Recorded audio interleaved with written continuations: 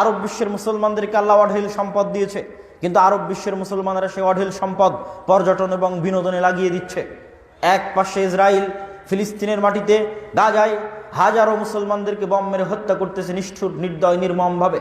Current নাই, বিদ্যুৎ নাই, পানি নাই, খাবার নাই, যোগাযোগ নাই, কিছুই নাই, ইন্টারনেট নাই, সকল কিছু বিচ্ছিন্ন অবস্থায় এক আবদ্ধ কারাগারে মানুষকে কিভাবে হত্যা করা যায়, কিভাবে জুলুম এবং অত্যাচার স্টিম রোলার চালানো যায়, লাইভ বিভিন্ন সংবাদপত্রের সামনে, গোটা দুনিয়ার মানুষের চোখের সামনে, বিবিসির লাইভ চ্যানেলের সামনে, আল জাজিরার লাইভ চ্যানেলের সামনে, ফেসবুকের লাইভ ভিডিওর সামনে, সারা পৃথিবীর কোটি কোটি মানুষের চোখের সামনে সবাই নিজ চোখে দেখতেছে, সারা পৃথিবী থেকে তাকিয়ে, যে গাজাতে এইভাবে সকল পৃথিবীর মানুষের চোখের সামনে এইভাবে আক্রমণ করে নিরীহ নিরস্ত্র মানুষকে হত্যা করা হচ্ছে।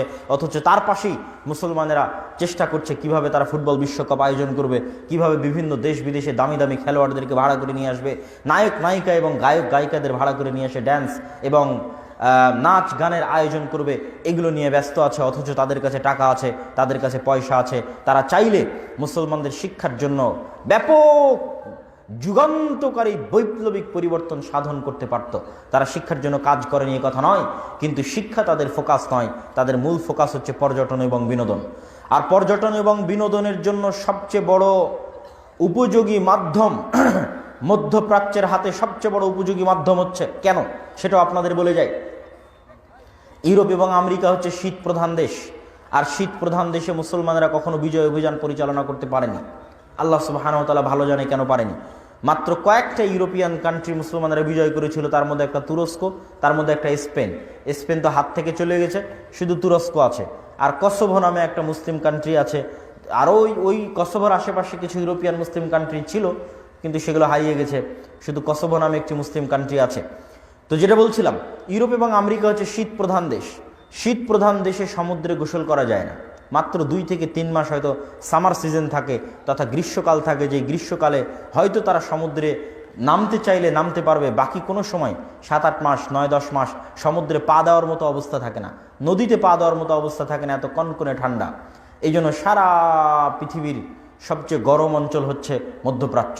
তাহলে সারা পৃথিবী থেকে যদি আপনি ঘুরতে আসেন মধ্যপ্রাচ্যে, তাহলে এখানে আপনি 12 মাস গোসল করতে পারবেন উলগ্ন, অর্ধনগ্ন, উলঙ্গ অবস্থায়।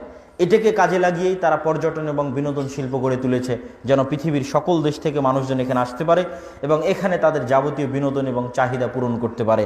এই হচ্ছে অবস্থা আমাদের মুসলমানদের উন্নত দেশগুলোর।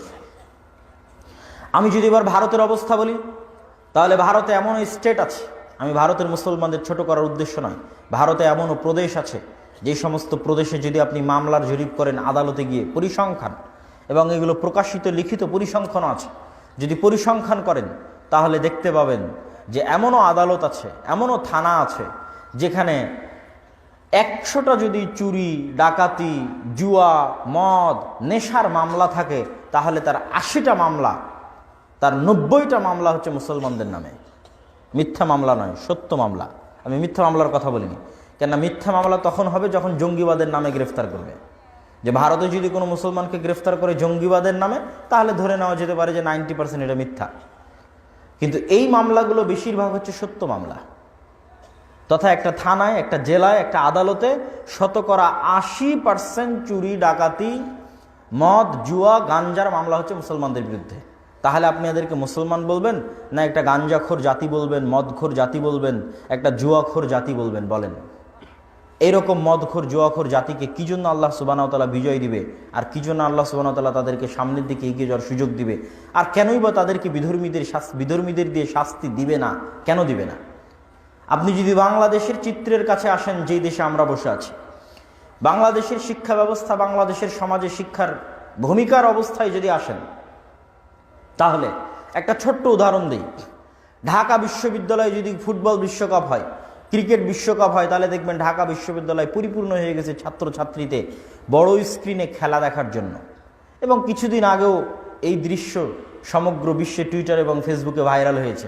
এখানে যদি কোনো শিক্ষিত ছেলে থাকে, কোনো শিক্ষিত যুবক, তরুণ এবং স্টুডেন্ট থেকে থাকে, তাহলে আমি তাদেরকে চ্যালেঞ্জ দিয়ে বলতে চাই, তোমরা সার্চ করো যে লাস্ট যে ক্রিকেট বিশ্বকাপে অস্ট্রেলিয়া খেললো, অস্ট্রেলিয়ার কোনো বিশ্ববিদ্যালয়ের ছাত্রছাত্রী এইভাবে তাদের বিশ্ববিদ্যালয়ে একত্রিত হয়ে তাদের দেশের খেলা দেখার জন্য সময় বের করেছে কিনা। বা ভারত যে লাস্ট ক্রিকেট বিশ্বকাপ খেললো, ভারতেরও তো অসংখ্য বিশ্ববিদ্যালয় আছে, জওহরলাল নেহরু ইউনিভার্সিটি, জামিয়া মিল্লা ইউনিভার্সিটি, আলিগড় ইউনিভার্সিটি থেকে শুরু করে অসংখ্য আইটি ইউনিভার্সিটি আছে। সে আইটি ইউনিভার্সিটিগুলোর স্টুডেন্টদের এরকম কোনো চিত্র ছবি দেখাও যে তোমার ঢাকা বিশ্ববিদ্যালয়ে যেমন হাজারো ছাত্র একত্রিত হয়ে খেলা দেখার জন্য সময় বের করতেছে, চিল্লাচিল্লি করতেছে, আর কোনো দেশ দুনিয়ার, আর কোনো দুনিয়ার বিশ্ববিদ্যালয়ের ছাত্ররা একত্রিত হয়ে এইভাবে জুয়ার সাথে সম্পৃক্ত হয়ে তাদের সময় পার করছে কিনা? তাহলে গোলাম এই ঢাকা বিশ্ববিদ্যালয়ের ছাত্ররা হবে না অস্ট্রেলিয়ার ছাত্ররা হবে? বলেন,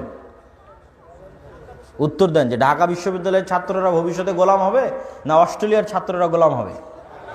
ঢাকা বিশ্ববিদ্যালয়ের ছাত্ররা গোলাম হবে, এবং এখনও গোলামির জিন্দেগি জীবনযাপন করছে।